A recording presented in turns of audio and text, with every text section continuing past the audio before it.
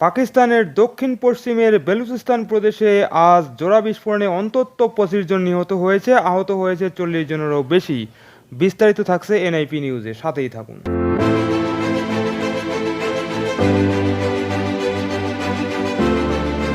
ভোটের আগের দিন পাকিস্তানের জোড়া বিস্ফোরণ, নিহত 25। পাকিস্তানের দক্ষিণ পশ্চিমের বেলুচিস্তান প্রদেশে জোড়া বিস্ফোরণে অন্তত 25 জন নিহত হয়েছে এবং 40 জনেরও বেশি মানুষ আহত হয়েছেন। হতাহতের এই সংখ্যা আরও বাড়তে পারে। নির্বাচনের আগের দিন আজ বুধবার 7 ফেব্রুয়ারি প্রদেশের দুটি জেলায় এসব ঘটনা ঘটেছে। খবর জি নিউজের। প্রথম ঘটনায় 15 জনের মতো মানুষ নিহত হয়েছেন। আজ বুধবার প্রদেশের পিশিন জেলার নোকান্দি এলাকায় এক স্বতন্ত্র প্রার্থীর কার্যালয়ের বাইরে এই ঘটনা ঘটেছে। স্বতন্ত্র ওই প্রার্থীর নাম আসফান্দিয়ার খান কাকার। বিস্ফোরণের সময় তিনি কার্যালয়ে ছিলেন না। তহসিল হাসপাতালের medical superintendent doctor Habib Geo নিউজকে বলেন, আহত ব্যক্তিদের এই হাসপাতালে আনা হয়েছে, তাদের বেশিরভাগের অবস্থা গুরুতর। এছাড়া মরদেহগুলো এখানে আনা হয়েছে। ইতোমধ্যে পাকিস্তানের নির্বাচন কমিশন ইসিপি বিস্ফোরণের বিষয়টি নিজেদের নজরে নিয়েছে। এছাড়া বেলুচিস্তানের মুখ্য সচিব ও পুলিশের মহাপরিদর্শকের আইজিপির কাছে এ বিষয়ে প্রতিবেদন তলব করেছেন।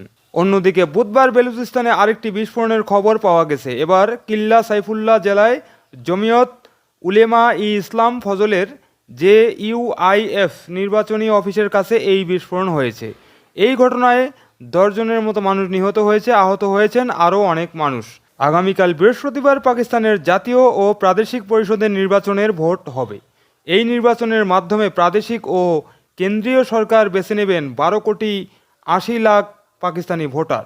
এবারের নির্বাচনে কেন্দ্রীয় আইনসভার জন্য 5121 জন এবং প্রাদেশিক আইনসভার জন্য 12,695 জন প্রার্থী প্রতিদ্বন্দ্বিতা করছেন। তবে দেশের প্রধান বিরোধী দলীয় নেতা ও সাবেক প্রধানমন্ত্রী ইমরান খান এবং তার দল পিটিআইকে নির্বাচনে অংশ নিতে দেওয়া হচ্ছে না।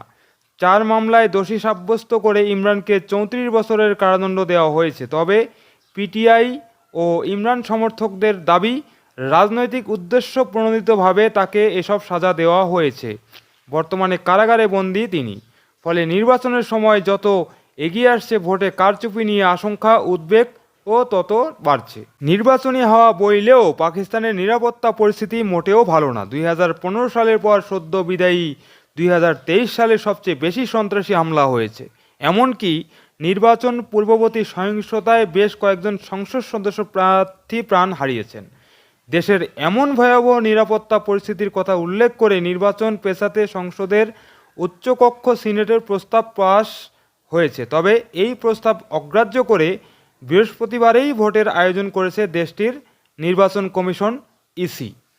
সুপ্রিয় দর্শক, পাকিস্তানের জোড়া বিস্ফোরণ নিয়ে এই প্রতিবেদনটি এখন এখানে শেষ করছি। পরবর্তী সংবাদ নিয়ে আবার আসবো আপনাদের সামনে।